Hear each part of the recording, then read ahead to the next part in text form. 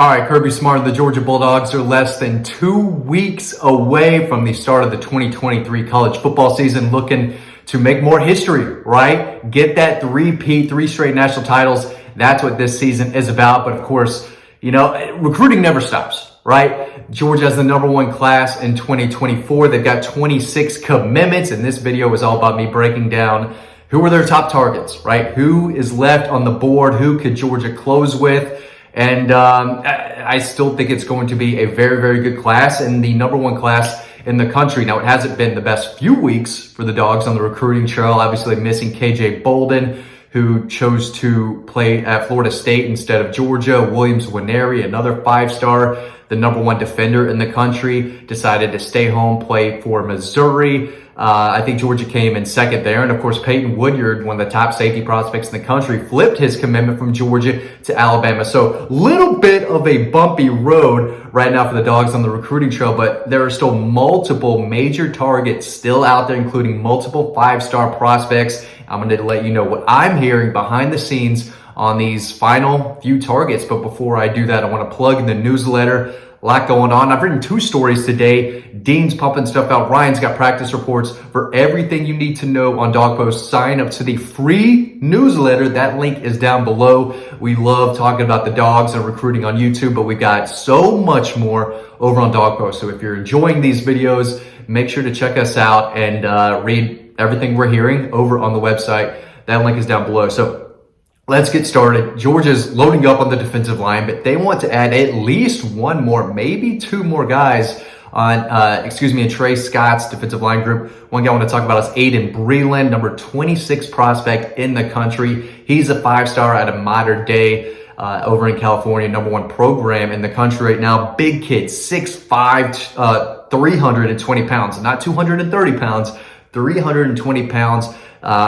The film from last year as a junior is off the rails. This guy lived in the backfield, big, strong, powerful, quicker than what you would expect from someone 320 pounds. Georgia's in the mix here. Some people think Georgia is leading behind the scenes. Most tell me that Oregon is still in the best position to land him right now as my son wakes up from his nap. Of course, right in a few minutes into this video, he decides to wake up. That's okay. Us dads, we roll with the punches, right? Gotta keep going. But yeah, he took his official visit to Georgia June 16th. He was at Oregon the following weekend. West Coast kid, I understand why the Ducks are heavily involved. I think Oregon still leads. He's got a decision coming soon. It would not shock me if he picked Georgia, but this second, it would surprise me a little bit. He's a big deal and a guy they would love to bring on. But I do think that they are in a better position for LJ McCray, kid out of Florida. He's the number 46 prospect in the country, number 9 defensive lineman, 6'6", 275, can play on the edge, right, as that 5 technique, but could move inside as well. He's got some versatility to his game, but he's active. He gets after the quarterback. He stops the run, clogs, the edge and inside. I mean, it's hard to run on his side of the line of scrimmage for sure. He was in Athens the weekend of June 16th and came back in late July, right before the dead period ended in August. That's when a lot of people told me, hey, watch Georgia with LJ McCray coming back in late July. I think it was a big, big deal.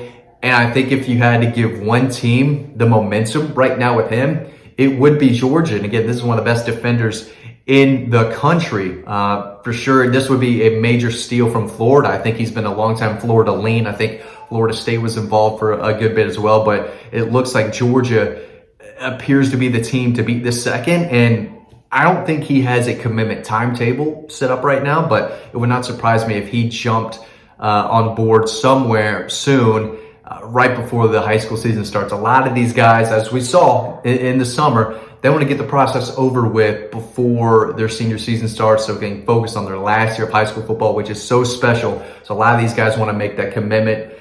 Season's pretty much here. So we'll see if he decides to end his recruitment or a little bit earlier than signing day, right? If you're not committed now, a lot of guys are going to wait till signing day.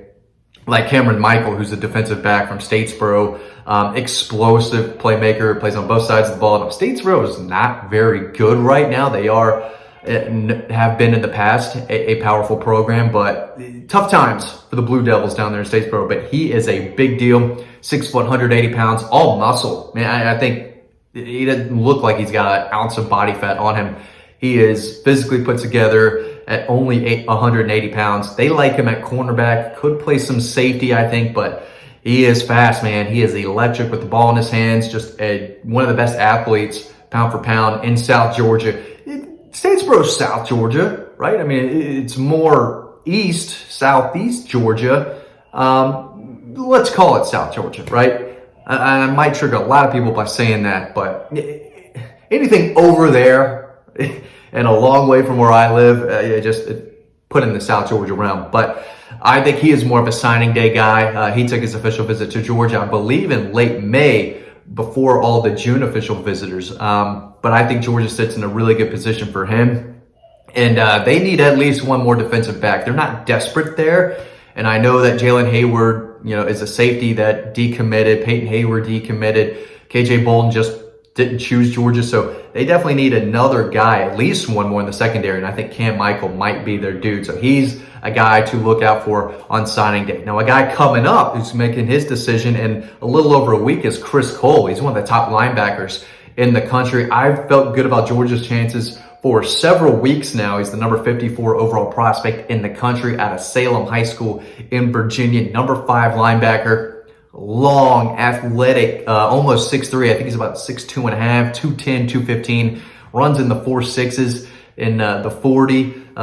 Again, he's got a long frame, track and field guy, loves to compete. He's got a great head on his shoulders, good character kid, shows some leadership qualities. He checks just about every box you look for at linebacker. He is an excellent prospect and a guy who has seen his ranking increase more and more every time someone comes out with a new ranking system. I think Georgia's the team to beat. He took an official visit to Georgia mid-June as he just bounces and bounces on his crib. The kid doesn't stop. He does not stop. But Chris Cole did take an unofficial visit to Tennessee late July. That was kind of an eye-opener. I was told the Tennessee staff likes where they sit with him. They feel good about that visit and how it went. He is committing September 10th. And he's going to take an official visit to USC that first weekend of September. Not this weekend, but the following weekend, about a week before he makes his announcement. Still think Georgia's the team to beat. We'll see if USC just blows him away. We'll see if that momentum that Tennessee felt like they had, if that is sustainable. But right now, if you had to make a decision today, I would pick Georgia, and I felt that way for several weeks now. They want to add another linebacker to go with Justin Williams, the number 1 linebacker in the country, and Chris Jones, who is a versatile defensive weapon. Play him inside, play him outside. He's got the skill set to do both, but you line up a long, athletic Chris Cole, a guy who can run and make a lot of plays next to Justin Williams.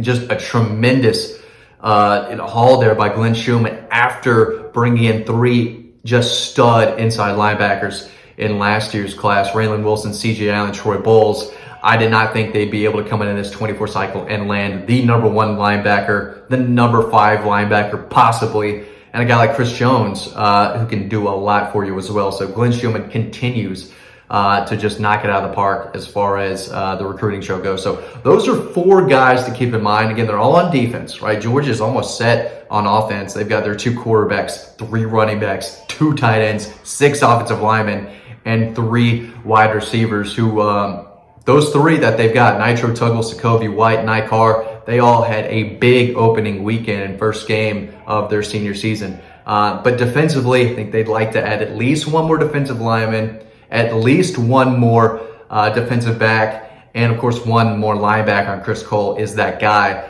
And I think Georgia's still very much in the mix with all 4 of these guys, I think they probably lead for 2, might lead for 3. And we'll see if they can come from behind and overtake Oregon for Aiden Breland. That would be a big, big deal. Just another big, powerful, productive defensive lineman to add to an already loaded group that Trey Scott is bringing in. So, again, that's just a little recruiting for you. The season's about to start. We're going to dig more into that every day right? High school football is here, college football is here. So I just wanted to give you a recap of where things stand on the recruiting trail right now. Who are the top remaining targets? When are they committing? For a couple of guys, we don't know, but hopefully I can get that info to you over on Dawgs. So make sure you sign up to the free newsletter. That link is down below. Enjoy this next video coming up, and I hope to see you over on Dawgs.